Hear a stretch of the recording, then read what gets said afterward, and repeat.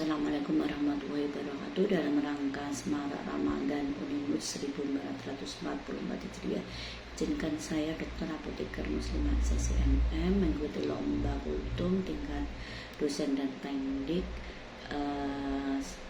di Unimus dalam rangka Semarak Ramadan dengan judul tidur ala Rasulullah SAW dilihat dari perspektif kesehatan. Yang pertama yaitu Rasulullah membicarakan tidur di awal malam, seperti dalam hadis Bukhari 568, Rasulullah SAW membenci tidur sebelum sholat isya dan ngobrol-ngobrol setelahnya. Terus kemudian tidur di awal malam berarti memperpanjang waktu tidur untuk memenuhi kebutuhan tidur setiap individu, yaitu 6-8 jam, dan juga memudahkan seorang mukmin untuk bangun sholat malam di 2/3 malam untuk ibadah. Terus kemudian secara normatif tidur bukan untuk pekerjaan manusia tapi pekerjaan Allah. Allah lah yang membangunkan, menidurkan dan membangunkan kita. Terus kemudian begitu juga dengan tidur manusia dibangun oleh Allah Subhanahu wa taala atas kuasanya dalam surat An-An'am yaitu ayat 60. Kemudian dia membangunkan kalian pada siang hari. Terus kemudian dialah yang menjadikan untuk malam sebagai keadaan tidur dan tidur untuk istirahat, dan dia menjadikan siang dan bangun berusaha dalam surat Al-Furqan ayat 47. Terus kemudian kebiasaan berikutnya yaitu memadamkan lampu saat tidur. Karena Nabi Muhammad SAW bersabda, padamkanlah lampu di malam hari. Pada saat kalian tidur malam, kuncilah pintu dan tutuplah bejana, makanan dan minuman. Dalam hadis Bukhari, dikaji dari segi kesehatan, tubuh memproduksi hormon melatonin pada saat malam hari atau tidak ada cahaya. Jadi melatonin itu akan produksi. Tapi kalau dalam posisi cerah atau lampunya lah, melatonin tidak akan berfungsi, karena hormon melatonin sangat penting bagi tubuh, yaitu mengatur ritme tubuh, meningkatkan kekebalan tubuh, mengoptimalkan pertumbuhan tulang, menjaga kesehatan jantung, menghambat peningkatan kolesterol dan obesitas, berfungsi juga sebagai anti kanker.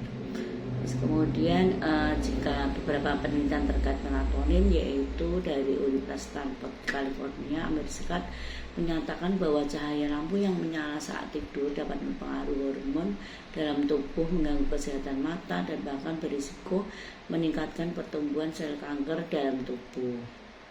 Juga banyak penelitian di jurnal Cancer Genetic dan Cytogenetic, banyak penelitian yang menyatakan bahwa cahaya lampu akan pada saat tidur meningkatkan tingkat kejadian daripada kanker. Selanjutnya kebiasaan Nabi berikutnya yaitu berwudu sebelum tidur. Jika kamu mendatangi tempat tidurmu, maka wudulah seperti wudu untuk sholat. Lalu berbaringlah pada sisi kanan badanmu, yaitu dari hadis Bukhari nomor 247 dan Muslim nomor 2710. Manfaat apa wudu sebelum tidur? Dari sisi kesehatan, merilekkan otot-otot sebelum beristirahat, menstimulasi saraf-saraf tubuh sehingga tubuh terasa rileks dan segar.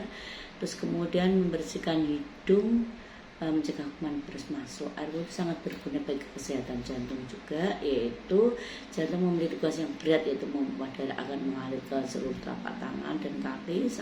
Saat anggota tubuh tersentuh air wudu sejuk, maka jantung akan langsung memompa darah dengan kuat menuju 3 jalur tadi. Ini adalah reaksi alami untuk menormalkan kembali suhu tubuh yang dingin karena guyuran air wudu. Kemudian mencerahkan kulit wajah, karena dengan berwudu kulit wajah menjadi cerah.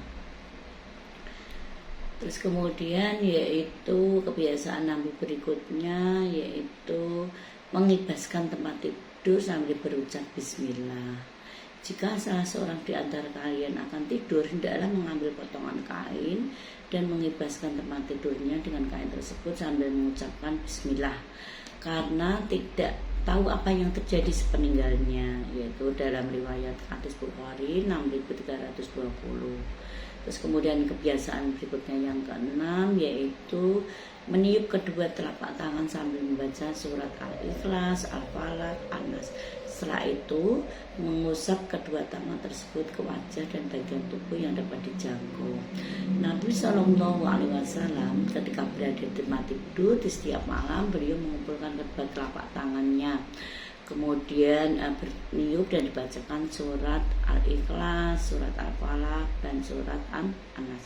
Kemudian beliau mengusapkan kedua telapak tangan yang dijenguk mulai dari kepala, terus kemudian wajah dan tubuh bagian depan.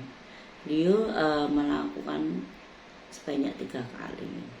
Terus kemudian berikutnya yang nomor 7 yaitu beliau membacakan ayat suci, ayat kursi, yaitu jika kamu tidak berbaring di atas tempat tidurmu, bacalah ayat kursi, karena dengannya kamu selalu dijaga oleh Allah Subhanahu wa taala dan setan tidak akan dapat mendekatimu sampai pagi. Maka Nabi Shallallahu Alaihi Wasallam bersabda, benar apa yang dikatakannya, padahal dia itu pendusta, dia itu adalah setan.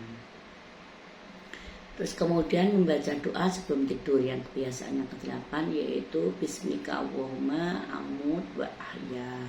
Apabila Nabi Shallallahu Alaihi Wasallam tidur, beliau mengucapkan Bismika Allahumma amutu wa ahya, dengan namamu ya Allah aku mati dan aku hidup. Dan apabila bangun tidur, beliau mengucapkan Alhamdulillah ya ba'dama amatana wa ilaihin nusyur.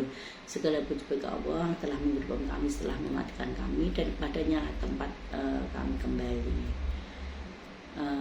Demikian subhanallahumma wa bihamdika asyhadu an la ilaha illa anta astaghfiruka wa atubu ilaik. Wassalamualaikum warahmatullahi wabarakatuh. Dewan Juri yang terhormat, demikianlah persepsi tidur ala Rasulullah ditinjau dari perspektif kesehatan.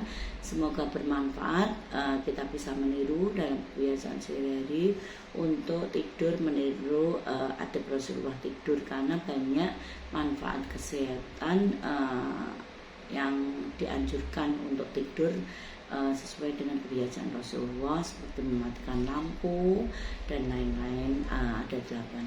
Saya akhiri sampai di sini. Wabillahi taufiq wal hidayah. Wassalamualaikum warahmatullahi wabarakatuh.